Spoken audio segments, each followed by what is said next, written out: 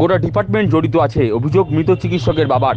মেয়ের মৃত্যুর পিছনে গোটা ডিপার্টমেন্ট জড়িত আছে। শনিবার সাংবাদিকদের মুখোমুখি হয়ে এমনই অভিযোগ করলেন আর.জি.কর হাসপাতালে নিহত তরুণী চিকিৎসকের বাবা।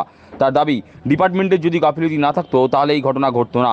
এর জন্যই আমরা টোটাল ডিপার্টমেন্টকে দায়ী করছি। ডিপার্টমেন্টের সঙ্গে যুক্ত আছে নিশ্চয়ই ডিপার্টমেন্টের গাফিলতি। তার আরও অভিযোগ, ঘটনার পর 8-9 দিন অতিক্রান্ত হয়ে গেছে, অথচ ডিপার্টমেন্টের কেউ এখনো পর্যন্ত তাদের সঙ্গে দেখা করেনি কিংবা কথাও বলেনি। আমরা কোনো কাউকে তালিকা দিইনি। ডিপার্টমেন্টের গাফিলতি না থাকবে, আজ পর্যন্ত ডিপার্টমেন্ট আমাদের সঙ্গে কোনো কথা বলেনি। আজকে 8-9 দিন হয়ে গেল ডিপার্টমেন্ট যাদের দায়িত্বে আমি মেয়েটাকে ওখানে পাঠিয়েছি তারা আমাদের সঙ্গে কথা বলেনি। উল্টে প্রিন্সিপাল বলছে আমার ঘরে আসতে হবে, আমার সঙ্গে কথা বলতে হবে। প্রথম দিনই যেদিন আমার মেয়েটা মারা গেছে। হ্যাঁ অবশ্যই বলেছেন আমরা দেখছি, এবং পুলিশকেও তখনই বলেছিলেন এগুলো দেখছো না কেন। হাসপাতালের সেমিনার রুমে ঘটনা ঘটা নিয়েও এদিন সন্দিহান প্রকাশ করলেন মৃতার বাবা। তার কথায়, এখন তো মনে হচ্ছে ওখানে ঘটনা ঘটেনি, অন্য কোনো ঘরে মেয়েকে খুন করা হয়েছিল, হয়তো তথ্য প্রমাণ লোপাটের চেষ্টা করা হচ্ছে। আমরা তো শুনুন, এটা নিয়ে তো পুলিশ তদন্ত করছে এবং সিবিআই ব্যাপারটা দেখছি, এবং মহিলা কমিশনের সাথে বন্ধ করে দিয়ে গেছে।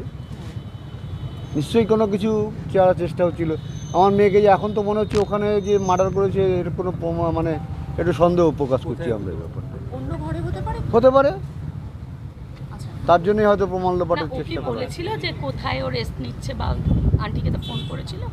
হ্যাঁ বলেছিল, 11টা 15 মিনিটে যখন বলেছিল তখন বলে আমরা সেমিনার রুমে এসে খাওয়া দাওয়া করবো, সেটা বলেছিল। মার্চ মাসে ওর একটা অ্যাক্সিডেন্ট হয়েছিল, এর সাথে কি কোনো সম্পর্ক আছে মনে করছেন? না না না, সেটা বিষয়টা টোটালি আলাদা। হতে পারে, জানি না আমরা, এখন তো বিষয়টা জানি না।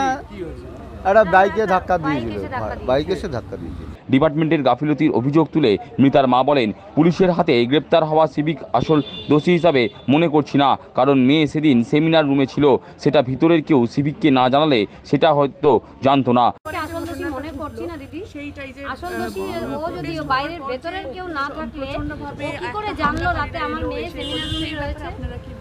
মৃতার মা আরও জানান, মেয়ে বলতো আরজি করে যেতে আর ভালো লাগে না, যেটা শেখার দরকার ছিল সেটা শেখা হয়ে গেছে, এখন শুধু যাই কাজ করে চলে আসি।